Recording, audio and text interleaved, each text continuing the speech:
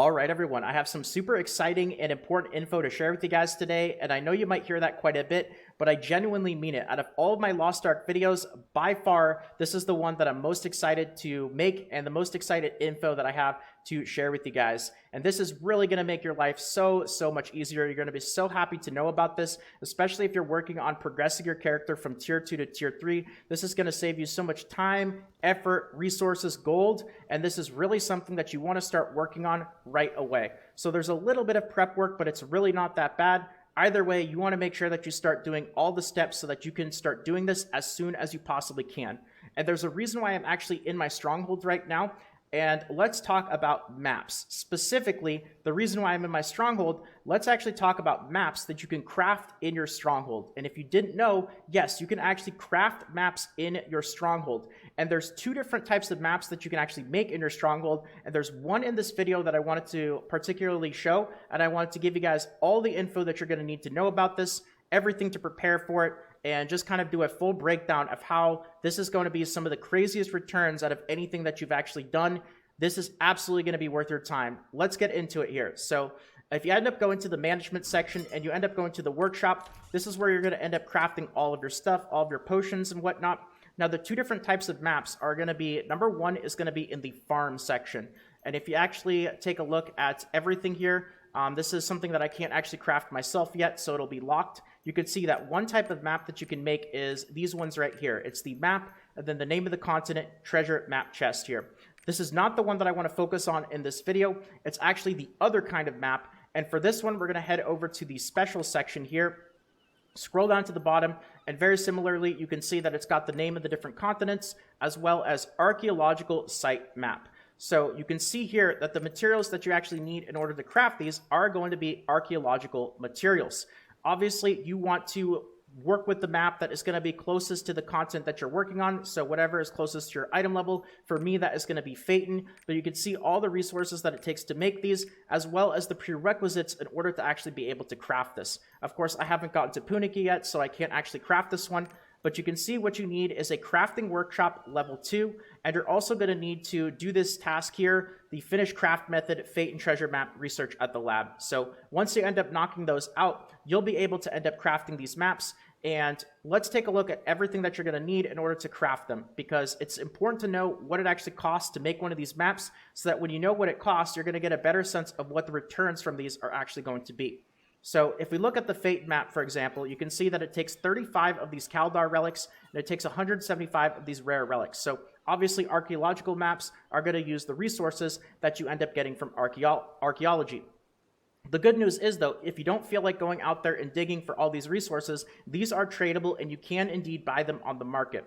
So if you end up going to the market, you'll see here in the trade resources, if you go to excavating loot, you'll see that these Kaldar relics are actually pretty darn cheap, and you can end up getting these rare relics in bundles of 10. Now, very importantly, let's get a sense of what it's actually going to cost in order to make each one of these maps here. It's going to take 35 of the Kaldar relics, which for a bundle of 10 of them, they're actually pretty darn cheap. They are under 10 gold for a bundle of 10. So these are actually less than 1 gold each. And then these rare relics right here, you can see as of right now, they are 11 gold for a bundle of 10. The average daily price for both of these is also 11 gold, so hovering right around that 1 gold per unit. Obviously, this is going to depend on your server. It's going to depend on when you're watching the video. These numbers are subject to change a little bit. It's important to kind of get a sense, though, of what it's actually going to cost to craft each one of these maps, though, so that when you actually take a look at the loot that you get in return, you can kind of see how awesome these actually are. So as of right now, these are about 1 gold each, and we're going to need 175 and 35 of the Kaldar relics. So if we're going with the number of about like 1 gold for each of these resources, because again, these are bundles of 10 for approximately 10 gold, 35 of the relics is, about 35 gold. 175 of these rare relics here is about 175 to 200 gold. And also importantly, it's going to end up costing you 29 gold here. I've got a small energy decrease, so about 30 gold to end up crafting this as well, just as raw gold. So we're looking at a total cost of like, 250-ish gold, plus or minus in the general ballpark. You just want to know what that number is. And, even if it's a little higher for you, like 300 or whatever, it's okay, because the returns that you end up getting from these are absolutely insane. So let's actually go. I'm going to show you guys how to run these. as well as the returns that I actually got from doing one of these before the video. I'm going to do one of them on video here, but I also did a couple of them before actually recording the video, just to get a better understanding of how these actually work. And one of them that I ran, you can see here, it gave me 25 moon's breadth, which is absolutely crazy, because if you take a look at moon's breadths right now in the enhancement materials, you'll see that on my server right now, these are hovering between like 70 to 80 gold each. So 25 of those, they are bounds, but still, if you're working on progressing from tier 2 to tier 3, moon's breadths are going to save you so many resources. They're going to save you so many leap stones. You could use them on armors because they're just save that many resources, and they're incredibly useful. You could probably never feel like you have too many of these with how useful they are to progress your gear from tier 2 to tier 3. And at a value of like, 70, 80 gold each, depending on your server, 25 of those, that's a lot of money. And on top of that, you can also see that it also gave me one of those purple trading toolkits. Those are actually valuable too. Those are worth, about 100, 150 gold as well. The blue ones aren't really worth that much. But also, very importantly, running one of these maps gives you a good amount of the relics in order to craft it as returns back from running the map itself. So take a look at these 35 Kaldar relics and these 175 rare relics to actually craft it. You're actually going to get a decent chunk of them, especially the Kaldar ones. You're going to get a decent chunk of these back as a return from the map itself. So let's actually go and do a run, and I'm going to walk through how it works, because one important difference, and I'm parked right outside the map as well for convenience, so I don't have to run anywhere. I don't have to mount off and like walk and find it. I know exactly where it is. But one important thing to note about these maps here is you'll see after the name of the map, in parentheses, it says 1 people. So regular maps, of course, you do not want to do solo. You want to end up finding a group, run it with guildies, run it with friends. You want to make sure to do that to maximize the returns that you get, because if you do a regular map solo, you're going to just lose basically 3/4 of the resources from not running other people's maps at the same time. This one, though, you don't have to deal with that. No hassle of having to deal with other people that you don't know, the possibility of getting scammed or any of that stuff. You just craft one of these maps here, you go to the location, and you end up running it, and that's it. You get your returns, and you just make another one. So obviously they don't craft instantly. They take 3.5 hours to make, but if you have any of those acceleration chips, if you want to use those, like the returns that you get from these, the 3.5 hours, like this is something that you absolutely want to consider making in your workshop. So let's go and run this map here, and let's see what we actually get. So all right, so it turns out I was actually at the wrong spot. Not really that big of a deal. I found it now. And one important thing to note is these maps are very similar to regular maps, except for one key difference. And you'll actually notice as I zone in here, these maps are going to be for 1 person only. It actually says on the map 1 people in parentheses, and that means that you don't need to go through the hassle of having to get a group or run it with other people and have the risk of getting scammed. Regular maps, you want to make sure to run it with other people and maximize your returns, because if you do them solo, you're going to basically lose out on 3/4 of the rewards. But for these ones here, you'll see in parentheses 1 people. So you just make them yourself. You go, you find the location just like a regular map. You see the little secret portal, again, just like a regular map. And you go into this little tiny dungeon. It's really not that big. There's not really a whole lot here. And the monsters, very similar to regular maps, are very easy.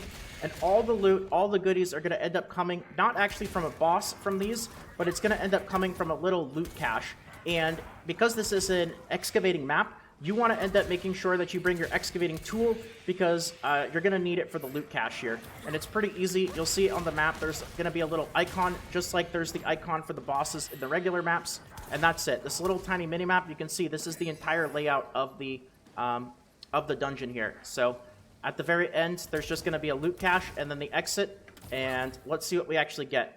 Now, I will say that the rewards from these are a bit inconsistent. You're not going to get 25 stars breadth every run. Sometimes you're going to get some stuff. Sometimes you're going to get other stuff.